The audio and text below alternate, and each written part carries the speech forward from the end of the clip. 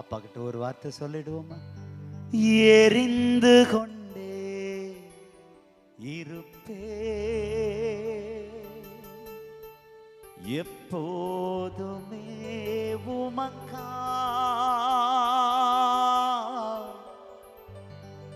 என் ஜீவன் பிரியும் வரை எரிந்து கொண்டே இருப்பே. தம்பி மாருங்க ஒரு வார்த்தை சொல்லுங்க, எரிந்து கொண்டே இருப்பே எப்போதுமே உமக்காய், எப்போதுமே உமக்காய், என் ஜீவன் பிரியும் வரை எரிந்து கொண்டே இருப்பே. தங்கச்சி மாருங்க ஒரு வார்த்தை சொல்லிடுங்க, எரிந்து கொண்டே இருப்பே எப்போதுமே உமக்கா, என் ஜீவன் பிரியும் வரை எரிந்து கொண்டே எரிந்து கொண்டே இருப்பே. நீங்க மட்டும் சேர்ந்து, எல்லாரும் சேர்ந்து தம்பி மாருங்க கூட சத்தத்தை உயர்த்தி, தங்கச்சி மாருங்கள சத்தத்தை உயர்த்தி, எரிந்து கொண்டே எப்போதுமே விடாதீங்க, சத்தத்தை உயர்த்தி, என் ஜீவன் பிரியும் வரை எரிந்து கொண்டே இருப்பே. உங்க சத்தத்தை உயர்த்தி பாடுங்க ஐயா, பாடுங்க தங்கச்சி, பாடுங்க தம்பி. ஒரு வாழ்க்கை அதுவும் சீக்கிரமாய் கடந்து போகிறது. இயேசுவுக்காக நீ நானும் என்ன செய்ய போறோமோ அதுதான் கடைசி வரை நிலை நிற்க போகிறது. எரிந்து கொண்டே எரிந்து கொண்டே இருப்பே எழும்புவே, நான் எழும்புவே, எழும்புவே, நான் எழும்புவேன், எழும்புவே. சொல்லுங்க, நீங்க சொல்லுங்க, எழும்புவே. தம்பி சத்தத்தை உயர்த்தி சொல்லு தம்பி, எங்க சத்தத்தை விட உங்க சத்தம் கேட்கட்டும். எழும்புவேன், எழும்புவே, எழும்புவே,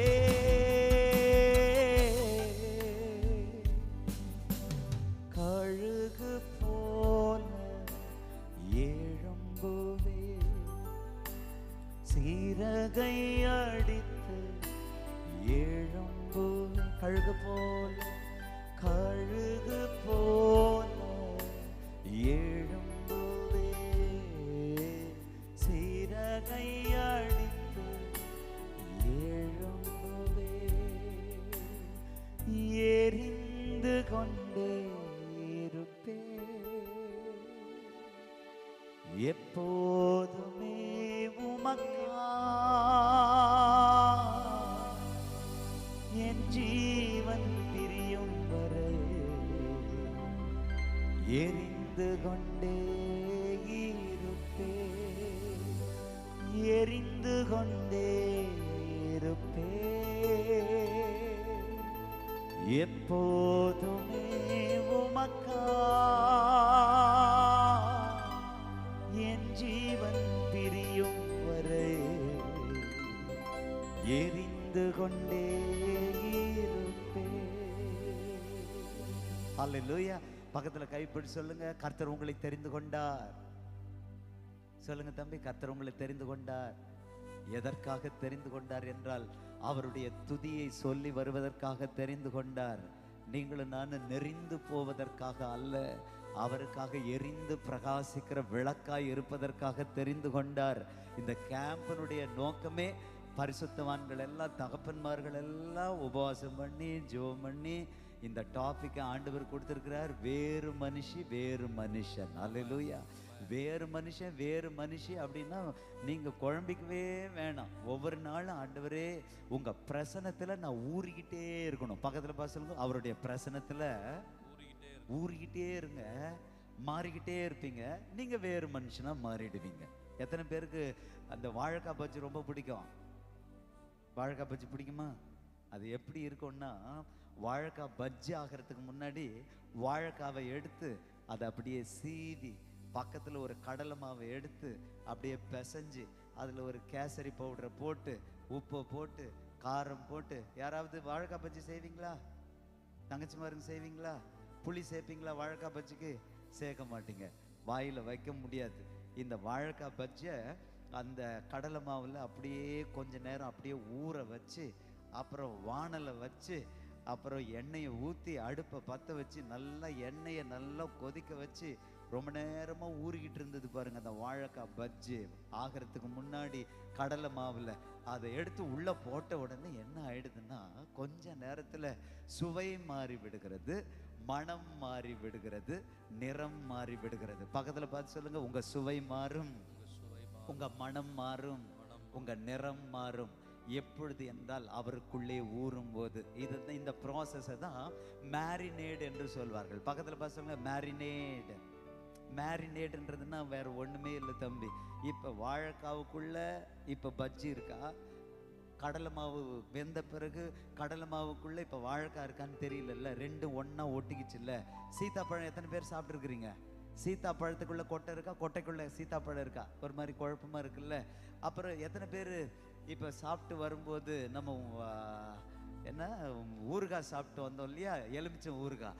அந்த எலுமிச்சம் ஊறுகாய் பார்க்கறதுக்கு முன்னாடி எலுமிச்சம்பழத்தை வெட்டி உப்புல ஊற வச்சு அப்படியே ஊறி ஊறி ஊறி ஊறி ஊறி கடைசியில இப்ப உப்புக்குள்ள எலுமிச்சம்பழம் இருக்கா, எலுமிச்சம்பழத்துக்குள்ள உப்பு இருக்கா அப்படி தெரியாத அளவுக்கு ரெண்டும் சங்கமிச்சிருது பாருங்களேன்.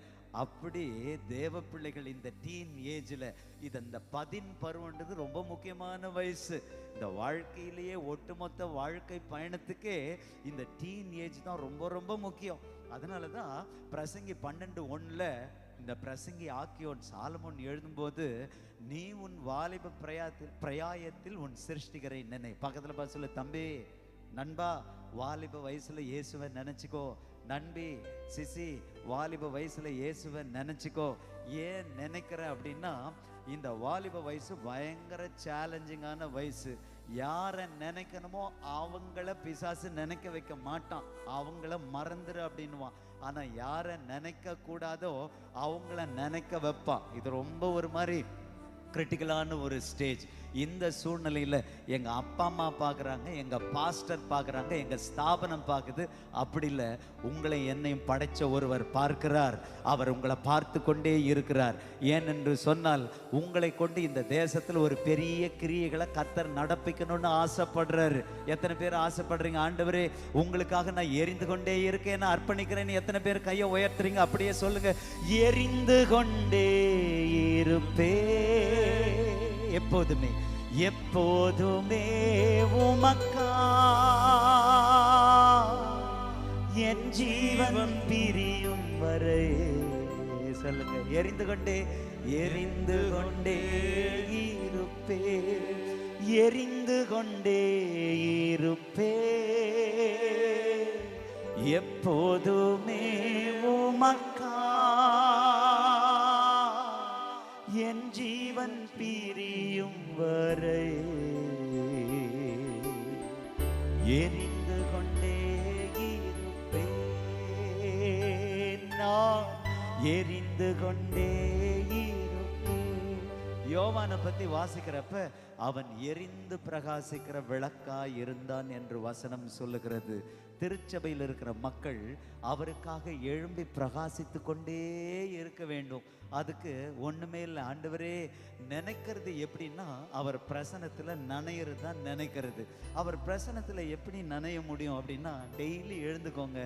எழுந்து எதையோ பார்க்கறதுக்கு முன்னாடி, எதையோ முன் வைக்கிறதுக்கு முன்னாடி, நாங்கள் பெர்க்மன்ஸ் அப்பாவோட ஆண்டவர் கிருபையில் அது பெர்க்மன்ஸ் அப்பாவுடைய ஸ்தாபனத்தில் இருக்கிறதுனால ஈஸியாக தேவனோடு கனெக்ட் ஆகிறதுக்கு ஃபாதர் அப்பா எங்களுக்கு சொல்லி கொடுத்த ஒரு பேட்டர்ன் என்னன்னு கேட்டால், இன்னைக்கு 14ஆம் தேதி அப்படின்னா தந்தை அவர்கள் வழியாக ஏறத்தாழ 43 வால்யூமை கர்த்தர் அகிலம் எங்கும் தமிழ் பேசும் மக்களுக்கு ஆசீர்வாதமாக அந்த பாடலை கொடுத்திருக்கிறார். நாங்கள் எழுந்துக்கும் போதே இந்த 14ஆம் வால்யூமில் இருக்கிற 10 பாட்டு அப்படியே கேட்டு கேட்டு கேட்டு கேட்டு தேவ பிரசனத்தில் நிரம்பி இன்னைக்கு 14ஆம் 14ஆம் தேதின்னா சங்கீத புஸ்தகத்தை எடுத்து 4, 14, 24, 34, 44 4 நாளா வாசிச்சுட்டு அப்படியே காலையிலேயே பலன் அடைஞ்சு, ஆண்டவரே உங்க பாடல்ல, உங்க பிரசனத்துல, உங்க வசனத்துல நாங்க நனைய உதவி செய்யுங்க. இந்த வாலிப வயசுல நீங்களும் நானும் கரப்ட் ஆகாம இந்த தேசங்களுக்கு ஆசீர்வாதமா இருக்கணும்னா எங்க போனாலும் அவருடைய பிரசனத்தை எடுத்துட்டு போறதுக்கு நம்ம மறந்துடவே கூடாது. ஏன்னா இந்த உலகத்துக்குள்ள போறப்ப நிறைய பொல்யூட் ஆகிற மாதிரி, டைலூட் ஆகிற மாதிரி, கரப்ட் ஆகிற மாதிரி சூழ்நிலை இருந்துகிட்டே இருக்கு. சூழ்நிலையை ஒரு நாள் மாற்ற மாட்டாரு, உங்களையே கர்த்தர் சூழ்நிலையாக மாற்றி விடுவார். அல்லேலூயா. நீங்க தான் சூழல், நீங்க தான் அட்மாஸ்பியர். எந்த சூழ்நிலையும் உங்களை என்னையும் கரப்படுத்த முடியாத அளவுக்கு தேவ பிரசனத்தில் நீங்களும் நானும் அப்படியே மெர்ஜ் ஆயிடணும். அப்பா பார்த்து எரிந்து கொண்டே இருப்பே, எப்போதுமே உமக்காய், எப்போதுமே உமக்காய், என் ஜீவன் பிரியும் வரை எரிந்து கொண்டே இருப்பே. எல்லாரும் அறிக்கையிட்டு எரிந்து கொண்டே இருப்பே, எப்போதுமே உமக்காய், என் ஜீவன் பிரியும் வரை எரிந்து கொண்டே இருப்பே, எரிந்து கொண்டே இருப்பே, எப்போதுமே உமக்காய், என் ஜீவன் பிரியும் வரை எரிந்து கொண்டே இருப்பே, நான் எரிந்து கொண்டே இருப்பே. எழும்புவே எழும்புவே எழும்புவே எழும்புவே எழும்புவே, அழுது போல எழும்புவே. சிறகை விரித்து எழும்புவே, கழுகு போல எழும்புவே, சிறகை அடித்து எழும்புவே. சின்ன வயசுலயே ஆண்டவர் உங்களுக்கு ஒரு பெரிய வாய்ப்பை கொடுத்திருக்கிறார். அவருடைய பிரசனத்துல வாழ்கிற ஒரு வாய்ப்பை கர்த்தர் கொடுத்திருக்கிறார். இந்த டீனை இயேசுவின் பிரசனத்துல நீங்க முதலீடு செய்வீர்கள் என்றால், நான் சேலஞ்ச் சொல்றேன், நம்ம தகப்பன்மார்களுடைய ஒவ்வொருவருடைய வாழ்க்கை முடிஞ்சுக்கிட்டே இருக்கு. தேவனுக்காக வல்லமையாய் பயன்படுத்தப்படுகிற தேவ மனிதர்களுடைய வாழ்க்கை ஒன்றன் பின் ஒன்றாக அவர்களுடைய ஓட்டத்தை முடிச்சுட்டு போயிடுறாங்க. அவங்க போயிட்டாலும் ஆண்டவர் ஒரு மனுஷனை தான் எடுக்கிறாரே ஒழிய அந்த மனுஷன் மேல இருக்கிற பிரசனத்தை அவர் எடுக்கிறதே இல்லை. அதனால அப்பா அம்மாருங்க போனாலும் எந்த இடமும் வெற்றிடமா இருக்கக்கூடாது என்பதற்காகத்தான் இந்த 3 நாள் கேம்புக்கு கர்த்தர் உங்களை கூட்டிட்டு வந்துட்டு, நீ வேறு மனுஷப்பா, நீ வேறு மனுஷி, நீ ஏன் உங்களுக்கு ட்ரெயின் அப் கொடுக்குறாரு அப்படின்னா, நாளைய சந்ததியை ஆசீர்வதிக்க போகிற சந்ததி நீங்கள் தான். ஒரு சந்ததி அவரை சேவிக்கும், அது தலைமுறையாக கர்த்தருடைய சந்ததி எண்ணப்படும் என்கிற வார்த்தையின்படி அவருடைய பிரசனத்தில் வாழ்கிற சந்ததியாக கர்த்தர் உங்களை இந்த FGBC ஸ்தாபனத்தில் வைத்திருக்கிறார். இந்த சந்ததி அப்படின்னு எடுத்துக்கிட்டிங்களா, அதில் ஒரு தீ இருக்கு பாருங்களேன். ஒவ்வொரு நாளும் இந்த வாலிப வயசுல அவருக்காக தீயாக ஆண்டவர் உங்களை எழுப்ப வல்லமை உள்ளவராக இருக்கிறார். எத்தனை பேர் ஆசைப்படுறீங்க, ஆண்டவரே உங்களுக்கு நான் தீயா இருக்கணும் அப்பா, ஆண்டவரே இந்த உலகத்தால கரப்படாம உங்களுக்காக தீயா எழுமணும்னு எத்தனை பேர் ஆசைப்படுறீங்க? உங்க கையை உயர்த்தி காட்டுங்க பார்க்கலாம். உங்களுக்கு ஒரு ஆசை இருக்கணும், ஏசப்பா என்னை ரட்சிச்சிங்களே, அந்த ரட்சிப்பின் சந்தோஷம் உங்களுக்குள்ள இருக்கணும். நீங்க பாவத்தை பத்தி பிரச்சனையே இல்லை, ஆண்டவரே நான் பாவம் செய்யக்கூடாதுன்னு அப்படியே நீங்க கஷ்டப்பட வேண்டிய அவசியமே இல்லை. இந்த ரட்சிப்பின் சந்தோஷத்துல நீங்க மகிழ ஆரம்பிச்சிட்டீங்கன்னு வச்சுக்கோங்களேன், யாரெல்லாம் தேவ பிரசனத்துல சந்தோஷமா ஆண்டவரே என்னை ரட்சிச்சிங்களே உங்களுக்கு சந்தோஷம் ஆண்டவரே, எனக்கு ரொம்ப சந்தோஷம், உங்களை நினைச்சு எனக்கு சந்தோஷம். இந்த டீன் ஏஜ்ல என்னை அபிஷேகம் பண்ணி இருக்கிறீங்களே, என்னை திருச்சபையில நாட்டி இருக்கிறீங்களே, என்னை ரட்சிக்கப்பட்ட அப்பா அம்மாவுக்கு மகனாக மகளா கொடுத்திருக்கிறீங்களே, உங்களுக்கு சந்தோஷம்னு எந்த தேவ மனுஷன், எந்த தேவ மனுஷி, எந்த சின்ன பிள்ளை அவர் சமூகத்துல சந்தோஷமா இருக்கிறீங்களோ, நான் சேலஞ்ச் பண்றேன், எந்த அளவுக்கு சந்தோஷமா இருக்கிறீங்களோ அந்த அளவுக்கு கிறிஸ்துவின் பலன் உங்களை ஆளுகை செய்யும். அந்த பலன் உங்களை ஆளுகை செய்யும் போது எந்த பாவ சூழ்நிலை வந்தாலும் அப்படியே ஜெயிக்க கர்த்தர் உதவி செய்வார். ஒவ்வொருவருக்கும் ஒவ்வொரு பருவம் இருக்கு. அதனாலதான் சொல்றாங்க, வாலிப வயசு ரொம்ப முக்கியமான வயசு. வாலிப வயதுல நீ உன் சிருஷ்டிகரை நினை. பக்கத்துல பார்த்து சொல்லு, வாலிப வயசுல நினைச்சுக்கம்மா, வாலிப வயசுல நினைச்சுக்க தம்பி. ஏன்னா ஒரு உத்தரவாதம் உன் மேல இருக்கு, உன் மேல ஒரு அபிஷேகம் இருக்கு. உனக்காக உலகம் காத்து கொண்டிருக்கிறது. நீ வரமாட்டியா, வரப்போகிற சந்ததியை நீ ஆசீர்வதிக்க மாட்டியான்னு கர்த்தரும் காத்து கொண்டிருக்கிறார், இந்த உலகமும் காத்து கொண்டிருக்கிறது. ஏசப்பா கிட்ட அப்படியே கையை உயர்த்தி ஆண்டவரே சொல்லுங்க, ஆண்டவரே எல்லாரும் சொல்லுங்க, ஏசப்பா. சத்தத்தை உயர்த்தி சொல்லுங்க போகல, ஏசப்பா. வாயை நல்லா திறங்க தம்பி, கன்சர்வேட்டிவா இருக்காதீங்க, சத்தத்தை உயர்த்துங்க. இயேசுவின் நாமத்துல நான் சொல்றேன், உங்க மேல ஒரு பெரிய அபிஷேகம் விழப்போகுது. எந்த அளவுக்கு நீங்க வாயை திறக்கிறீங்களோ அந்த அளவுக்கு கர்த்தர் உங்களை நிரப்புவார் தம்பி. எல்லாம் சத்தத்தை உயர்த்தி சொல்லுங்க, ஏசப்பா.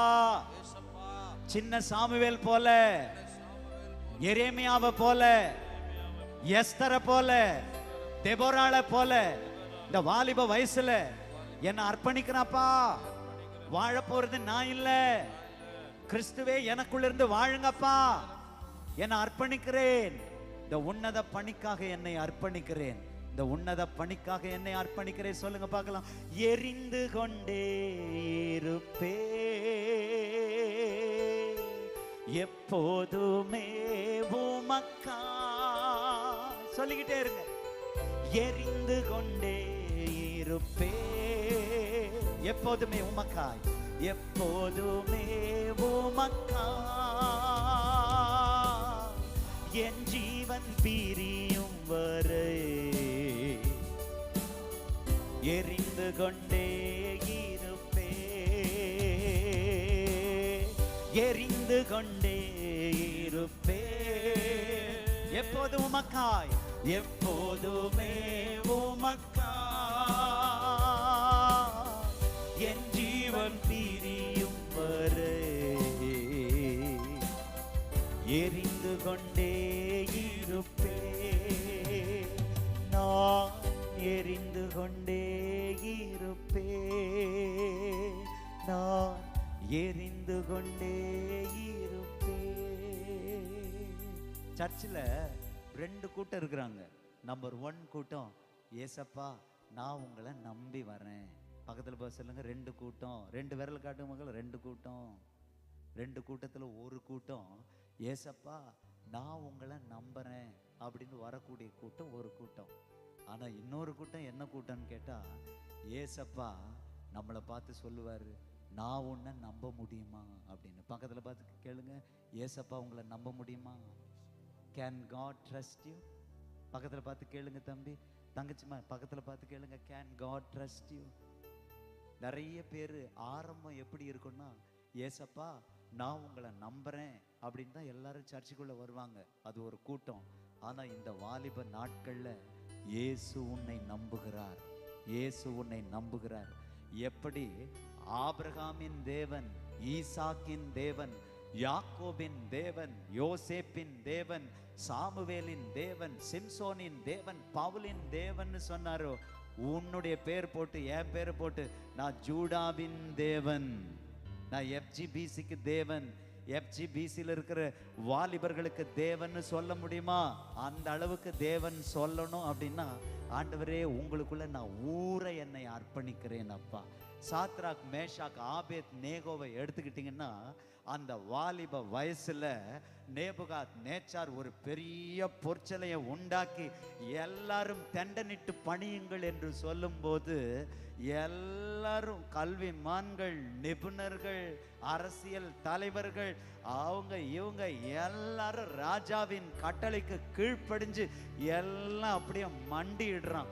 ஆனா ஒரு 3 பேர் மட்டும், சாத்ராக், மேஷாக், ஆபேத் நேகோ மட்டும், எல்லாம் நீங்க எத்தனை பொற்சிலைய, பெரிய பொற்சிலைய நிறுத்தினாலும் கர்த்தருக்கு முன்பாக மண்டி இடுகிற நாங்கள் ஒரு நாள் நீர் நிறுத்தின பொற்சிலைக்கு முன்னாடி மண்டியிட மாட்டோன்னு ஒரு தீர்மானம் எடுத்தாங்களே, நடந்தது என்ன? அவனுக்கு அவ்வளோ ஃபியூரியஸ், ஆங்கிரி, அப்படியே கோவப்படுறான். நேபுகாத் நேச்சார் இருக்கிற சூளைய 7 மடங்கு சூடாக்கி பிடிச்சு தள்ளுங்கடா இவனை அப்படின்ற போது அவன் சொல்றானுங்க 3 பேரும், என் தேவனாகிய கர்த்தர் எங்களை விடுவிக்க வல்லவர். அவர் விடுவிச்சாலும் விடுவிக்காமற் போனாலும் நீர் நிறுத்தின பொற்சலையை நாங்க பணிந்து கொள்வது இல்லைன்னு ஒரு 3 வாலிபர் கர்த்தருக்காக நின்னாங்க பாருங்க. பிடிச்சி அப்படியே அக்னி ஜுவாலையில சூளையில அப்படியே தூக்கி போட்டாங்க பாருங்க.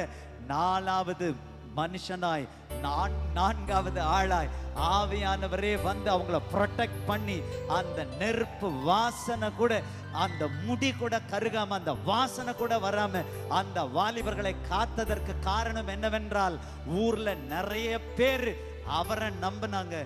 ஆனால் இந்த சாத்ராக், மேஷாக், ஆபேத் நேகோவை கர்த்தர் நம்பினார். கர்த்தர் நம்பினதுனால எத்தனை அக்கினி சூளை வந்தாலும் அதன் மத்தியில நின்னு 3 வாலிபர் சாட்சி சொன்னாங்க பாத்தீங்களா? சாட்சியா நின்னுட்டாங்க பாத்தீங்களா?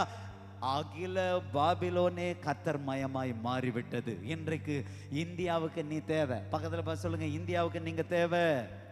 நீங்க வாழற உங்க மாவட்டத்துக்கு நீங்க தேவை.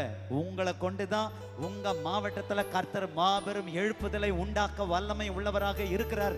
இந்த வாலிப நாட்கள் ஆண்டவரே என் கண்ணை கொடுக்கிறேன், என் வாயை கொடுக்கிறேன், என் காதுகளை கொடுக்கிறேன், என் இருதயத்தை கொடுக்கிறேன், என் விரலை கொடுக்கிறேன், என் காலை கொடுக்கிறேன்னு எந்த சின்ன தம்பி, சின்ன தங்கச்சி நீ அர்ப்பணிப்பா என்றால், உன்னை நம்பி கர்த்தர் ஒரு பெரிய பொறுப்பை உன் கையில நம்பி கொடுக்க வல்லமை உள்ளவராய் இருக்கிறாரு. நீ சின்ன பையன்னு சொல்லாத. சின்னவனை கொண்டுதான் கர்த்தர் பெரிய காரியங்களை செய்வார். சிறியவனை கொண்டுதான் பலத்த ஜாதியாய் கர்த்தர் மாற்றுவார். எப்பனா அவர் சமூகத்துல யாரெல்லாம் விழுந்துடுறாங்களோ, ஆண்டவரே என் வாலிபம் உமக்கு, எதாலையும் நான் கரைபடாத அளவுக்கு உங்க பாதத்திலேயே நான் விழுந்துடுறப்பா. ஒவ்வொரு நாளும் ஆண்டவரே எனக்கு நீங்க கொடுத்த இந்த பைபிள், எல்லாரும் உங்க பைபிள் எடுங்க பார்க்கலாம். எல்லாரும் உங்க பைபிள் எடுங்க. எல்லாரும் பைபிள் எடுத்து காட்டுங்க. தம்பி மாருங்க, தங்கச்சி மாருங்க, எல்லாரும் உங்க பைபிள் எடுங்க. பைபிள் எடுத்து ஏசப்பா சொல்லுங்க, ஏசப்பா எனக்கு கொடுத்த இந்த வேதாகமத்துக்காக நன்றி. எல்லாரும் சொல்லுங்க, எனக்கு கொடுத்த வேதாகமத்துக்காக நன்றி. இந்த வேதாகமோ என்னோடு நீங்க தொடர்பு கொள்ள, என்னோடு பேச கொடுத்த இந்த பைபிளுக்காக நன்றின்னு சொல்லிட்டு பைபிளுக்கு ஒரு முத்தம் கொடுத்துருங்க பார்க்கலாம். Thank you Jesus, thank you. ஒரு பெரிய ஜெர்மன் மிஷனரி வந்து ஜீகன் பால்க்கு தரங்கம்பாடி தஞ்சாவூருக்கு வந்து அவர் தமிழை எழுத கத்துக்கிட்டு எவ்வளோ அரும்பாடுபட்டு இந்த பைபிளை கொடுத்துருக்கிறார். இந்த பைபிளை இந்த வாலிப வயசுல கரைப்படாம நம்ம வாழறதுக்கு ஒரே வழி என்னன்னு கேட்டீங்கன்னா, எசேக்கியா அண்ணன்ற ஒரு அருமையான தீர்க்கதரிசி அண்ணன் சொல்லுவாங்க. பக்கத்துல பார்த்து சொல்லுங்க, கத்திரிக்காய் சாப்பிட்டா கத்திரிக்காய் பெலன். பக்கத்துல பார்த்து சொல்லுங்க, கத்திரிக்காய் சாப்பிட்டா, நான் சொல்லும்போது அந்த பெலன் பெலன் சொல்லலாம். கத்திரிக்காய் சாப்பிட்டா கத்திரிக்காய் பெலன், சரியா? வெண்டைக்காய் சாப்பிட்டா வெண்டைக்காய் பெலன், சுண்டைக்காய் சாப்பிட்டா மட்டன் சாப்பிட்டா மாட்டன் சாப்பிட்டா மாட்டன் பலன். ஆனா வசனத்தை சாப்பிட்டாதான் உங்களுக்கு தேவ பலன். இந்த வாலிப வயசுல கரைப்படாம வாழணும்னா, ஆண்டவரே நான் ஆதி ஆகமத்திலிருந்து வெளிப்படுத்தின விசேஷம் வரைக்கும், இப்பதான் ஜனவரி ஆகுது, நான் சேலஞ்ச் பண்ணிட்டு போறேன்.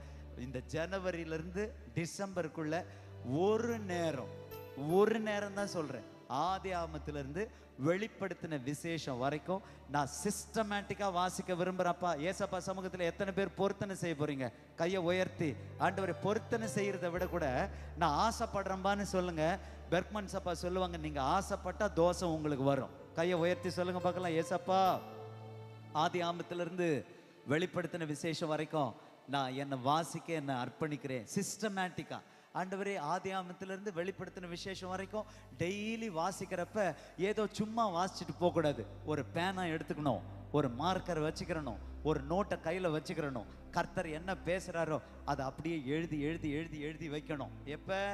திங்கள், செவ்வாய், புதன், வியாழன், வெள்ளி வச்சுட்டு சனிக்கிழமை வரும்போது வெள்ளிக்கிழமையிலிருந்து அந்த திங்கக்கிழமையிலிருந்து வெள்ளிக்கிழமை வரைக்கும் என்ன கர்த்தர் உங்களோடு பேசினாரோ அதை திருப்பி ஒரு நேரம் ரீகலெக்ட் பண்ணிட்டு, ஆண்டவரே எனக்கு கொடுத்த வெளிச்சத்துக்காக நன்றி, இதன்படி வாழ என்னை அர்ப்பணிக்கிறேன்னு நீங்க சொல்லி நீங்க வார்த்தை மனிதர்களாய் இருப்பீர்கள் என்றால் எந்த குட்டி பிசாசு கெட்டி பிசாசு எந்த பாவத்திலையும் உங்களை வீழ்த்தவே முடியாது. இன்னைக்கு பிரச்சனையே என்னன்னு கேட்டா, ஆண்டவர் அநேக நல்ல தொலை தொடர்புகளை கொடுத்திருக்கிறார். இந்த தொலை தொடர்பு எதற்கு அப்படின்னா, தொலை தொடர்பு சாதனங்கள் எதற்கு என்றால் இயேசுவோடு கிட்டி சேர்வதற்காக தேவன் தந்த வரப்பிரசாதம் தான் இந்த செல்போன். இந்த செல்போனை நீங்களும் நானும் நினைச்சா தொட்டு தீட்டுப்படலாம். பக்கத்துல பார்த்து சொல்லுங்க, தொட்டு தீட்டுப்படலாம். ஏனென்றால் இது தொடு திரை. தொட்டு தீட்டுப்படவும் வாய்ப்பு இருக்கு. தொட்டு அவருக்குள்ள அப்படியே சங்கமமாகறதுக்கும் வாய்ப்பு இருக்கு. என்னன்னா, ஆண்டவரே இந்த செல்போன் வழியா நிறைய ஆராதனை பாடல் இருக்கு. இந்த செல்போன்ல ஆண்டவரே யூடியூப்ல போய் பார்த்தா நிறைய செய்திகள்லாம் இருக்கு.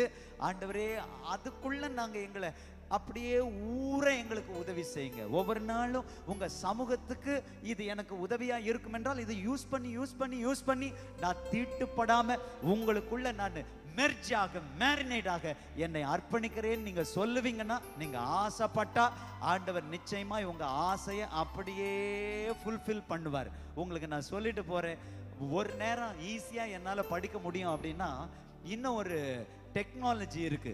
நீங்க யூடியூப்லயே பாத்தீங்கன்னா அந்த ஸ்பீட் ஆப்ஷன் ஒன்று இருக்கு. அப்படி இல்லாவிட்டால் ஹம் என்கிற ஒரு ஆப் நீங்க போய் பிளே ஸ்டோர்ல ஹம் என்கிற ஆப்பை டவுன்லோட் பண்ணிட்டு அதுல ஸ்பீட் ஆப்ஷன் கொடுத்துருப்பாங்க. 1.0, 1.5, 1.25, 1.52 அதெல்லாம் கொடுத்துருப்பாங்க.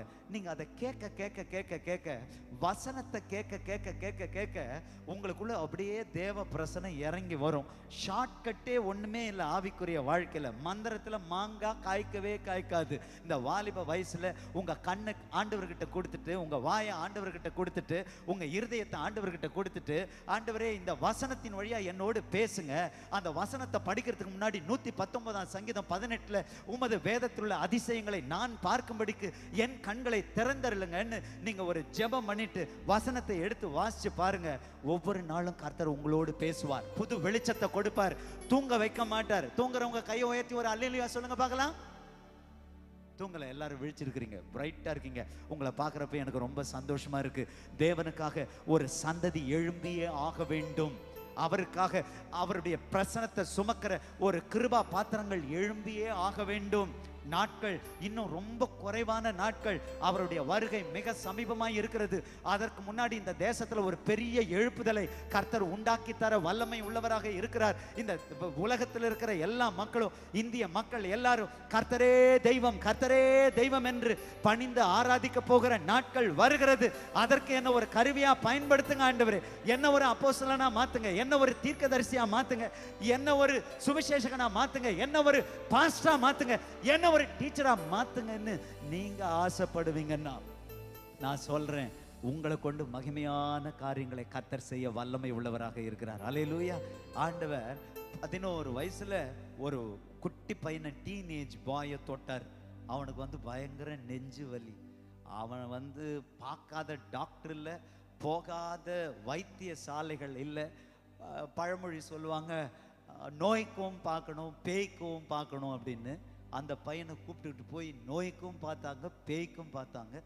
எங்கேயும் சரியாகிற மாதிரி தெரியல.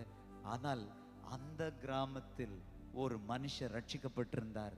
அந்த மனுஷர் ரட்சிக்கப்பட்டு சும்மா இல்லாம சின்ன பிள்ளைங்க மத்தியில ஒரு ஊழியத்தை ஆரம்பிச்சார். அந்த சின்ன பிள்ளைங்க மத்தியில ஆரம்பிச்ச ஊழியத்துல அந்த நெஞ்சு வலியில ஒரு குட்டி பையன் பாதிக்கப்பட்டிருந்தான் பாருங்க. அவனை கூப்பிட்டுட்டு போய் உட்கார வச்ச உடனே அவர் ஒரு பாட்டு பாடுறாரு.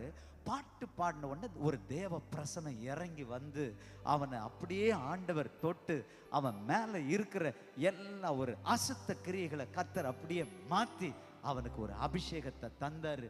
அவன் குட்டி பையனா அப்படியே வளர்ந்து வளர்ந்து வளர்ந்து டீனேஜ் பாயில இயேசுவை ஏத்துக்கிட்டு 14 வயசுல அவன் ஞான ஸ்நானம் எடுத்துக்கிட்டு அவனுக்கு பெரிய கனவுகள் இருந்துச்சு. அந்த கனவையெல்லாம் கர்த்தர் அவருக்காக மாத்தி ஒரே ஒரு வாழ்க்கை வாழ போகிறாய் வாலிபனே, உன் வாழ்க்கை யாருக்கு ஒப்பு கொடுக்க போகிறாய் அப்படின்னு ஒண்ணு அவன் தன்னுடைய வாழ்க்கையை இயேசுவுக்காக அர்ப்பணித்தான். அவன் எந்த பாட்டு மூலமாய் தொடப்பட்டான், எந்த பாட்டு மூலமா அவனை ஆண்டவர் ரட்சித்தார், அவனுக்கு அபிஷேகத்தை தந்தார், அவனுக்கு சுகத்தை தந்தார் என்றால் வாதை உந்தன் கூடாரத்தை அணுகாது என்கிற ஒரு பாடல், தந்தை அவர்களுடைய பாடலை அவன் கேட்டபோது கர்த்தர் அவனுக்கு அற்புத சுகத்தை கொடுத்தார். அப்ப அவன் நினைச்சான், ஒரு காலத்துல தந்தை அவர்களுடைய பாட்டு மூலமா சுகத்தை பெற்றுக்கொண்டதுனால ஒரு காலத்துல தந்தை அவர்களை காணக்கூடிய வாய்ப்பு அவனுக்கு கிடைக்கும். அப்படி கிடைக்கும் போது தந்தை அவர்களை சந்தித்து, உங்க பாட்டு மூலமா தான் கர்த்தர் எனக்கு அற்புத சுகத்தை கொடுத்தார் அப்பா அப்படின்னு தேங்க் பண்ணிட்டு வரலான்னு தான் அவன் நினைச்சான். அவன் நினைப்பதற்கும் வேண்டுவதற்கும் அதிகமாய் தந்தை அவர்களுடைய ஸ்தாபனத்திலேயே அவனை ஒரு உடன் ஊழியனாக, அவனை ஆண்டவர் ஸ்தாபனத்திலேயே ஒரு ஊழியக்காரனாக வைத்து விட்டார். அந்த குட்டி பையன் யாருன்னு நினைக்கிறீங்க? உங்க முன்னாடி நின்று பிரசங்கம் பண்ற அந்த குட்டி பையன் 11 வயசுல தோடப்பட்ட பையன் நான் தான். 32 ஆண்டு காலமாக இந்த தேவனோடு நடந்து வருகிற தம்பி தங்கச்சி, பல சவால்கள் நிறைந்த இந்த வாழ்க்கையில நான் ஒண்ணு உங்களுக்கு அனுபவிச்சு சொல்றேன். நாங்க நேத்து பேஞ்ச மழையில இன்னைக்கு பூத்த காளான் அல்ல, உங்களுடைய பாதையில தான் கர்த்தர் நடக்க உதவி செய்தார். அந்த 11 வயசுல சின்னஞ்சிறு வயதில் என்னை குறித்து விட்டார், தூரம் போயினும் கண்டு கொண்டார், தமது ஜீவனை எனக்கும் அளித்து ஜீவன் பெற்றுக்கொள் என்றுரைத்தார். அந்த 11 வயசுல ஆண்டவர் தொடும்போது எந்த அன்புக்குள்ளாக கர்த்தர் நிறைத்தாரோ, நாங்க சொல்றோம் இன்றைய நாள் வரைக்கும் அவரை நினைக்கிறப்ப அந்த அன்பு பொங்கி பொங்கி பொங்கி பொங்கி வருகிறது. ஏதோ இயேசுவின் அன்பு ஆரம்பத்தில் தொடும்போது அப்படியே பொங்குகிற அன்பாக அப்புறம் மங்குகிற அன்பாக அல்ல, அது ஒவ்வொரு நாளும் பொங்கி பொங்கி பொங்கி பொங்கி வழியணும். உனக்கு இயேசுவை நினைக்கிறப்ப சந்தோஷம் வரணும். ரட்சிக்கப்பட்ட பெற்றோருக்கு மகனா மகளா பிறந்ததை நினைச்சு உனக்கு சந்தோஷம் வரணும். ஆவிக்குரிய சபையில கர்த்தர் உன்னை வச்சிருக்கிறத நினைச்சு உனக்கு சந்தோஷம் வரணும். எந்த சூழ்நிலையிலும் நீ கிறிஸ்துவின் மேல வச்சிருக்கிற அந்த சந்தோஷத்தை இழந்து விடவே கூடாது. அவ்வப்போது பிசாசு உனக்கு எதிராக கண்ணிய விரிப்பான், வலைய விரிப்பான். நான் நடந்து வந்த ஆவிக்குரிய பாதையில எத்தனையோ சோதனைகள், எத்தனையோ பிரச்சனைகள், எத்தனையோ வேதனைகள், அவை மத்தியிலையும் ஆண்டவர் பிரசனத்துல வாழ அவரே பலன் தருகிறார். ஒன்னே ஒண்ணுதான், ஆண்டவரே உலகத்தில் இருக்கிற எல்லாவற்றையும் விட, எல்லாரையும் விட I love you so much. ஆண்டவர்கிட்ட அப்படியே உறுதி கொடுக்குறீங்களா? கையை உயர்த்தி, ஆண்டவரே, எல்லாரும் கையை உயர்த்தி சொல்லுங்க, ஏசப்பா, உலகத்தில் இருக்கிற, உங்க சத்தம் கேட்கணும் அன்பானவர்களே, நான் விட போறதில்லை உங்களை, உங்க சத்தத்தை உயர்த்தணும். ஏசப்பா, தம்பிமாருங்க மட்டும் சொல்லுங்க பார்க்கலாம், ஏசப்பா. போதாது தம்பி சத்தம், ஏசப்பா. கடைசி வரைக்கும் ஏசப்பா, உலகத்தில் இருக்கிற எல்லாரையும் விட, எல்லாவற்றையும் விட உங்களை நேசிக்க என்னை அர்ப்பணிக்கிறேன். உங்க அன்பை நினைக்கிறப்ப என் உள்ளெல்லாம் கொழுந்து விட்டு எரியுது. என்னை அர்ப்பணிக்கிறப்பா. தங்கச்சி மாருங்க சொல்லுங்க, ஏசப்பா. போதாது தங்கச்சிமா, ஏசப்பா, உலகத்தில் இருக்கிற எல்லாரையும் விட, போதாது தங்கச்சி, எல்லாரையும் விட, எல்லாவற்றையும் விட உங்களை நேசிக்கிறப்பான்னு சொல்லி கைகளை தட்டி ஏசப்பாவுக்கு நன்றின்னு சொல்லுங்க பார்க்கலாம். நல்லா உற்சாகமா கையை தட்டி உற்சாகமா. இது வாலிபர் கேம்ப். இந்த நேரத்திலே உங்களை நிறைக்கிறாரு. கடைசி வரைக்கும் நீங்க வெயிட் பண்ண வேண்டிய அவசியம் இல்லை. நீ வேறு மனுஷனா, வேறு மனுஷியா மாறணும்னு நீ தீர்மானிச்சுதான் இந்த கேம்புக்கு கர்த்தர் உன்னை கொண்டு வந்திருக்கிறார். செலவு பண்ணி வந்திருக்கிறீங்க.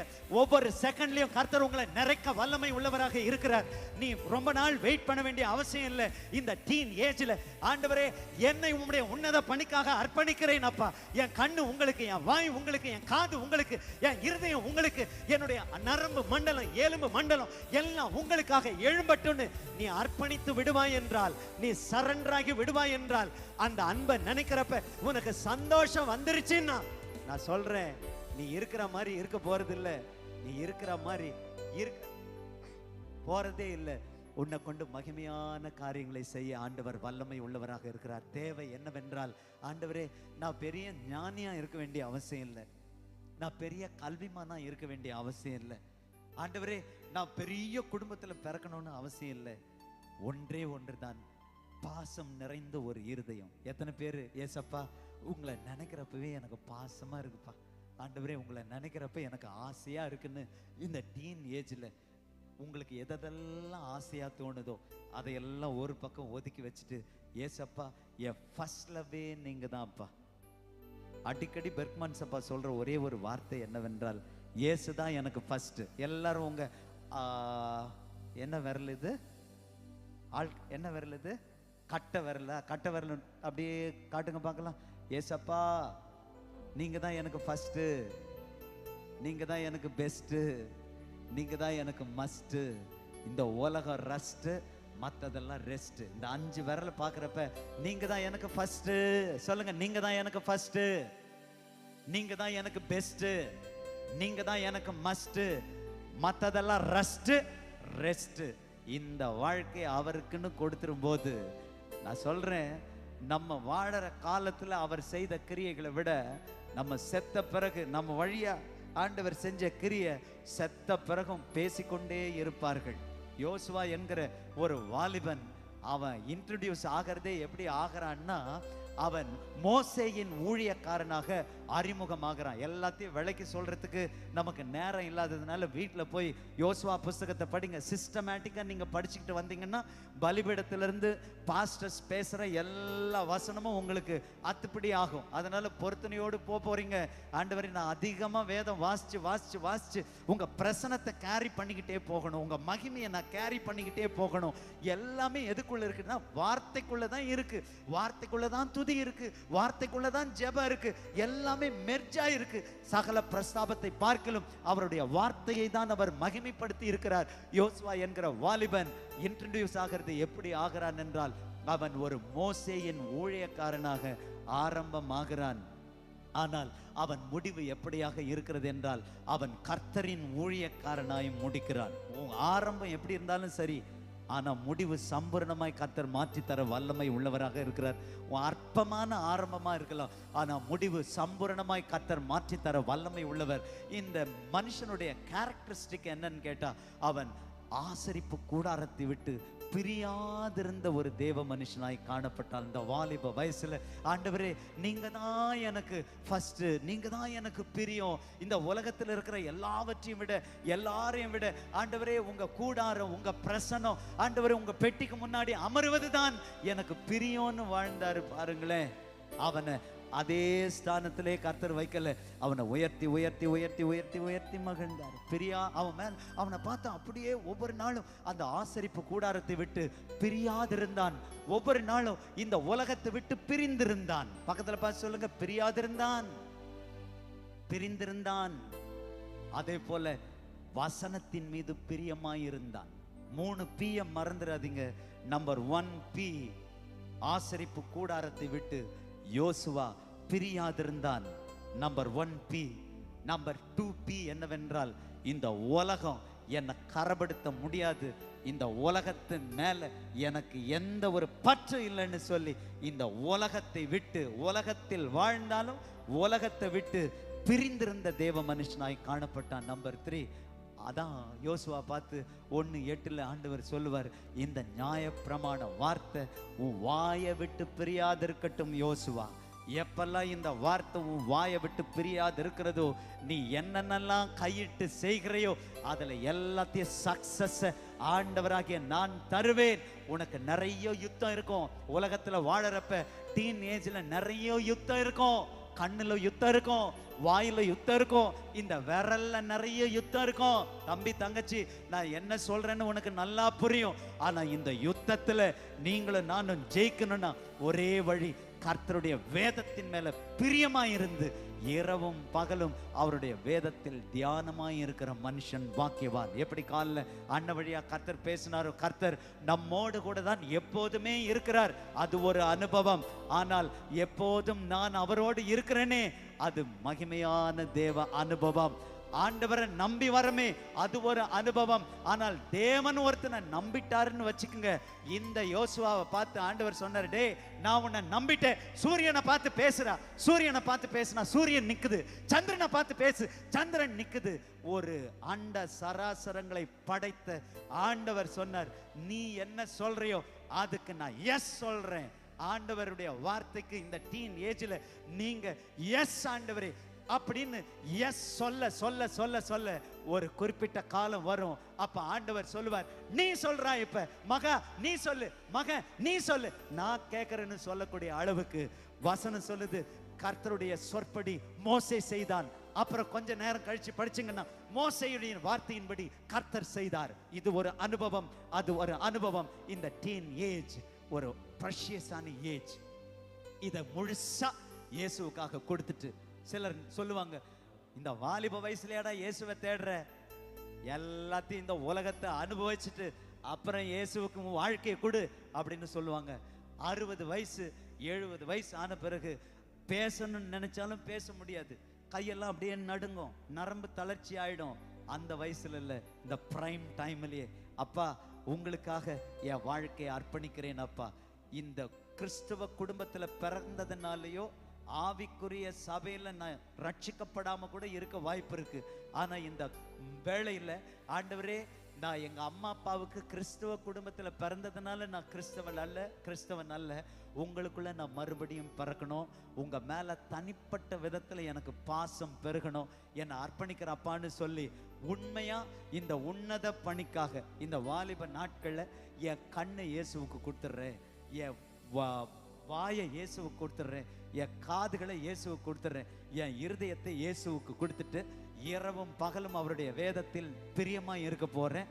ஆசரிப்பு கூடாரமாகிய அவருடைய பிரசனத்துல நான் பிரியாது இருக்க போகிறேன். இந்த உலகத்தை பிரிந்திருக்க போகிறேன்னு உண்மையா அர்ப்பணிக்கிறவங்க எல்லாரையும் சொல்லல, உண்மையா அவருடைய பணிக்காக என்னை அர்ப்பணிக்கிறேன், அவருடைய உன்னத பணிக்காக என்னை அர்ப்பணிக்கிறேன்னு சொல்றவங்க அப்படியே எல்லாரும் அப்படியே கண்ணு மூடி இருக்கிற நேரத்தில் அப்படியே தேவ சமூகத்தில் எழும்பி நின்று, எல்லாரும் எழும்பி நிற்க போகிறோம். தேவ சமூகத்தில் எல்லாரும் எழும்பி நில்லுங்க, நான் முடிக்க போற நேரம் வந்துருச்சு. இப்ப எல்லாரும் அப்பா சமூகத்தில் கண்ணு மூடி, ஆண்டவரே ஆசரிப்பு கூடாரத்தை விட்டு பிரியாதிருந்த யோசுவாவை போல ஆண்டவரே நான் பிரியாதிருக்க, இந்த உலகத்தை விட்டு பிரிந்திருக்க, உங்க வசனத்தின் மீது பிரியமா இருக்க என்னை அர்ப்பணிக்கிறேன் அப்பா. உங்க உன்னத பணிக்காக ஆண்டவரே ஜீவிய காலமெல்லாம் ஒரே ஒரு வாழ்க்கை, அதுவும் சீக்கிரமாய் கடந்து போகிறது, ஒரு வெற்றிடம் வருகிறது. தகப்பன்மார்கள் தங்கள் ஓட்டத்தை முடிச்சு ஒவ்வொருத்தரா போய்கிட்டே இருக்கிறாங்க ஆண்டவரே. ஆனால் ஒரு தேவ மனுஷனை எடுத்தாலும் அந்த மகிமையை நீங்க எடுக்கிறது இல்லை. என்னை நம்புங்க ஏசப்பா, என்னை நம்பி ஒரு அபிஷேகத்தை எனக்கு கொடுங்க, என்னை நம்பி ஒரு உன்னத பணியை கொடுங்க அப்படின்னு சொல்றவங்க உண்மையா நீங்க அர்ப்பணிப்பீர்கள் என்றால் இருக்கிற இடத்துல அப்படியே கையை உயர்த்துங்க. உங்களுக்காக நாங்க ஜெபித்து முடிக்க போறோம். எல்லாரும் அர்ப்பணிக்கணும் அப்படின்னு சொல்லல, உண்மை ஆண்டவரே உங்க பணிக்காக என்னை அர்ப்பணிக்கிறேன் அப்பா. காலைல பாஸ்டர் சொன்னாங்களே, உங்களுக்காக எனக்காக கர்த்தர் ஒரு ப்ரொஃபஷனை வச்சிருக்கிறார். நம்மளுக்கு ஹெவன்லி ப்ரொஃபஷன் இருக்கு, ஏர்த்ல ஒரு ப்ரொஃபஷன் இருக்கு. ஆண்டவரே உங்க உன்னத பணிக்காக என்னை அர்ப்பணிக்கிறேன் அப்பா. ஆண்டவரே இந்த வயசுல ஆண்டவரே உலகம் பெருசா, உன்னதர் பெரியவரா என்றால் ஆண்டவரே உன்னதற்காக வாழ்கிற ஒரு இருதயம், உன்னதற்காக வாழ்கிற ஒரு இதய துடிப்பு, பாசம் நிறைந்த இருதயம், பாரம் நிறைந்த இருதயம், அவருடைய பாசம் அவருடைய பாரம் புரிந்து யோசுவா போல என்ன அர்ப்பணிக்கிறப்பான்னு சொல்லி அப்படியே அப்பா சமூகத்துல எரிந்து கொண்டே இருப்பே அப்படி அர்ப்பணிச்சிருங்க பார்க்கலாம். எப்போதும் அர்ப்பணி தம்பி, உன்னை தேசங்களுக்கு ஆசீர்வாதமா மாத்துறாரு. என் ஜீவன் பிரியும் வர ஒரே ஒரு ஜீவன் இயேசுவுக்காக துடிக்கட்டும். இயேசுவுக்காக வாழ்வதற்காகத்தான் உனக்கு ஆவிக்குரிய திருச்சபையில கர்த்தர் நாட்டி வச்சிருக்கிறாரு. ஆவிக்குரிய பெற்றோர்களுக்கு ஏன் உன்னை கொடுத்தாரு? அவருக்காக அரும் பெரும் காரியங்களை செய்ய. இந்த டீன் ஏஜ்ல இயேசுவுக்காக உன் கண்ணு துடிக்கட்டும், உன் இருதயம் துடிக்கட்டும், உன்னுடைய வாழ்க்கை வார்த்தை எல்லாம் சத்தமா பேசட்டும். அவருக்காக என்ன அர்ப்பணிச்சிடுறேன்ப்பா, என்ன அர்ப்பணிச்சிடுறேன். எதெல்லாம் உங்க அன்பை விட்டு என்ன பிரிக்குதோ அதையெல்லாம் ஒரு பக்கம் ஒதுக்கி வச்சுட்டு உங்களுக்காக வாழ என்னை அர்ப்பணிக்கிறேன், எரிந்து கொண்டே இருப்பே எப்போதுமே உம் உமக்கா என் ஜீவன் பிரியும் வரை எரிந்து கொண்டே இருப்பே, எரிந்து கொண்டே இருப்பே, எப்போதும் எப்போதுமே உமக்கா என் ஜீவன் பிரியும் வரை எரிந்து கொண்டே இருப்பேன். ஆவியானவரே, ஒவ்வொருவரையும் அபிஷேகம் பண்ணி ஆண்டவரே நிரப்பிடுங்க. ஆவியானவரே, ஒரே ஒரு வாழ்க்கையை உங்களுக்காக கொடுக்கிற ஆண்டவரே, பதின் பருவத்தில் இருக்கிற ஆண்டவரே, வாலிபத்தில் இருக்கிற ஒவ்வொருவரையும் உங்க அன்பு கரங்கள்ல ஒப்பு கொடுக்கிறோம். யோசுவாவை போல அந்த ஆசரிப்பு கூடாரத்தை விட்டு பிரியாதிருக்கிறவர்களாய், இந்த உலகத்தை விட்டு பிரிந்திருக்கிறவர்களாய், வசனத்தின் மீது பிரியமுள்ளவர்களாய் ஆண்டவரே உமக்காகவே எரிந்து கொண்டே இருக்க, வேறு மனுஷர்களாய் ஆக, உங்களுக்குள்ளே ஊற மாற ஆண்டவரே, உங்க நினைவாகவே வாழ ஆண்டவரே, பிள்ளைகளை நீர் நனைத்து விடுவீராக, நிரப்பி விடுவீராக. உங்க அன்பு கரங்கள்ல அர்ப்பணிக்கிறோம் அப்பா. ஆண்டவரே, இயேசுவின் நாமத்துல எதெல்லாம் அந்தரங்கத்துல போராடுகிறார்களோ அவை எல்லாவற்றின் மீது இவர்கள் ஜெயம் எடுக்க உதவி செய்வீராக. ஆண்டவரே, இயேசுவின் நாமத்துல ஒவ்வொருவரையும் உங்க அன்பு கரங்களை நான் அர்ப்பணிக்கிறேன்.